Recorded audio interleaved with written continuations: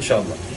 And maybe those of you who know each other, or call each other, remind each other before you go to bed, let's do that. Just clear the hearts, because Allah Azza wa Jal says, in the Quran, or in various parts, Allah will say, wa'fu wasfahu. Wa'fu, when you pardon, is when you pardon somebody, you don't retaliate, and you leave them. Okay? So somebody said some bad things about you, you pardon them.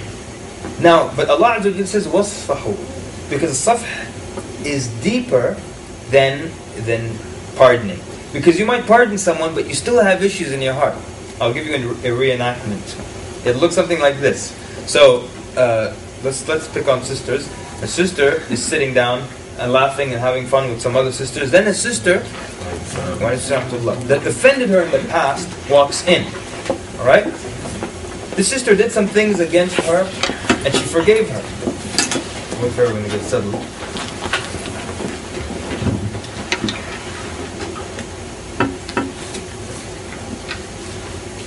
So the sister did something against her in the past, said some really bad things about her, they were untrue. The sister forgave her, right? Or the brother forgave the other person. So you're sitting with your friends, you're laughing, and then when you turn, you see that person enter the room. Immediately the smile disappeared, and your mood changed. Even though you forgave them, you never retaliated. So you did afu, good job. But you didn't do safh. And safh is when you really turn the other side, and it doesn't matter anymore. It doesn't matter anymore. And when you can do that, and there's even a higher level than that, is when you pardon, and then you turn the other side, you totally forget, you turn away from it, no hard feelings, no cold salams, because I forgave you, but I remember what you did to me. No, none of that. And then the highest level is then, Wallahu yuhibbul muhsinin, to do something good to that person. Now can you imagine now, someone offends you, and do this for fun next time. Someone does something bad against you. You forgive them, and then you're always nice to them. Still, كيف الحال, and you smile and everything. And then you bring them some gift. Oh, they will be so ashamed that they ever said something about you, or created problems for you, or lied about you. They'll be, every time they see you, they'll feel ashamed. You might take another path, because I'm so ashamed of this guy. He's so nice to me, and look at the things that I did to them. And they know, and they forgave me. That's part of the... So we're saying then, akhlaq, very, very important. It's not just something that you add on afterwards. It's essential. It will destroy your good deeds if you have bad akhlaq. And if you have good akhlaq, it could cover up, because of its weight, it could cover up for some of the sins. And that it's the heaviest thing on your scale on the Day of Judgment. It's one of the things that most lead people to paradise. It's one of the bad akhlaq, one of the things that most lead people into the hellfire. So now comes an important question. Are you born with good akhlaq, or can you acquire good akhlaq? Who thinks you're born with good akhlaq? Put your hands up. Okay, that's great. Excellent. Because if you are just born with good akhlaq, then why would Allah punish you for a way He created you? So He created you with bad akhlaq, and you can't improve your akhlaq. Then why would He punish you for that? True? True. Right, that means, and of course the answer is actually, what is the answer? You can acquire it. You can acquire it, and there's part of it that's inherited as well. Right? You've seen a guy with a calm father, and he's very calm also? No? Yeah, you've seen people like that. You've seen someone who never ever loses his cool, then you visit him at home and his father never ever loses his cool. That's where he got that from.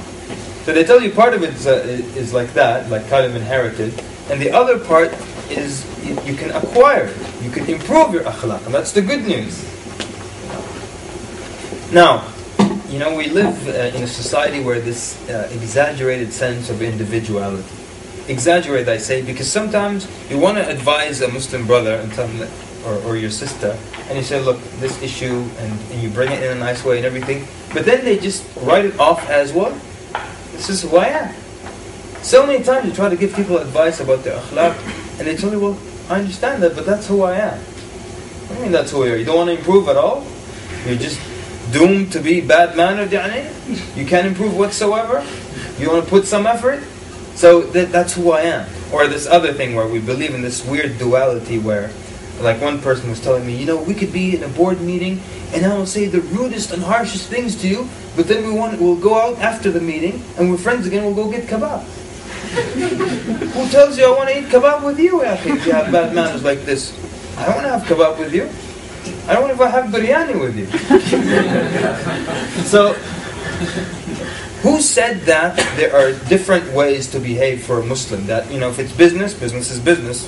I'm cutthroat, I'm rude, I'm blunt to the point, crude and harsh. That's business. But then when we're at the restaurant, I'm very sweet and gentle. You know what? I'll tell you about this one guy that I knew. I used to be so embarrassed when I would meet this guy because he was so nice to me. He was only 2 years younger than me, and yet he respected me so much. We were just friends. That he would say, no, you don't get up, you're older than me. He would run and get it and come back. And then he says, I need to leave now. Just ask your permission. Do you need anything from me before I leave? I say, Ya akhi, jazakallah khair, just go, it's okay. Such manners from this guy, Allahu Akbar. Excellent manners. That, you're the older one, let me do it. That, ya akhi, jazakallah khair. Barakallah fi. Do you need anything? Command me and I shall do it. Allah used to say that. Ta'murna. Command me. Allah, till I traveled with that guy. Wallahi, I couldn't believe it. Wallahi, I couldn't believe it. That it was the same guy. I had to check somehow. Is this that guy? He was doing reckless driving. He would just slam on the brakes. Then he would slam on the gas. Then he was proficient in sign language apparently. He was giving signs left and right.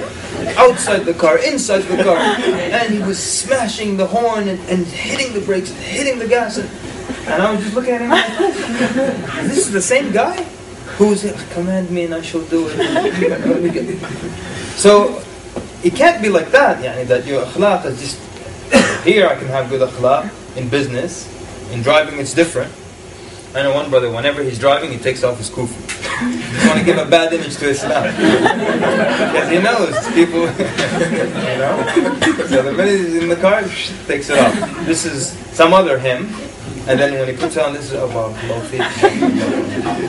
You see this a lot with basketball. And I would love that our good akhlaq become a part of who we are. Not part of who we are in the masjid. It's strange when I see brothers play basketball.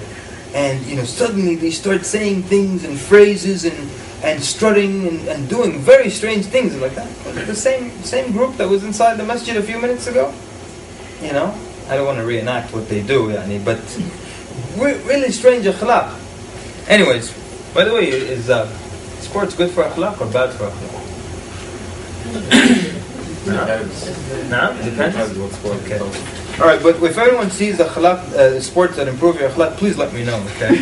Yeah, we're talking about that we want to improve our akhlaq. The good news is we can improve our akhlaq. And the ways we do it, for one, there's no me in the masjid and then me in business meetings, and there's one. Two, we want to be realistic with ourselves and we want to evaluate ourselves. And we also want to accept when someone gives us a piece of advice, and we want to act on it. I'll tell you another true story. We were this guy, and I didn't really know him very well, so he was giving me a ride to my car, and he's telling me on the way, "Give me advice." I said, "Okay, well, I don't know the guy that well. I couldn't think of anything." So I said, "Okay, well, I can't think of anything, but inshallah, if I see anything wrong," he says, "I love people to give me advice, and I like to improve myself. So if you see something wrong with me, give me some advice, so I can improve my akhlaq." I said, "Okay, inshallah, if I see something, I'll let you know." 1 minute later, he said, "Did you think of anything?" I said, "No, but if I think of something, I promise I'll let you know." 2 minutes later, he said, "Tell me something. Tell me just anything. Just give me some advice." I said, "I didn't want to tell him, I don't really know you that well, to give you some advice." But then I remembered something. This problem that he has, he interrupts people a lot.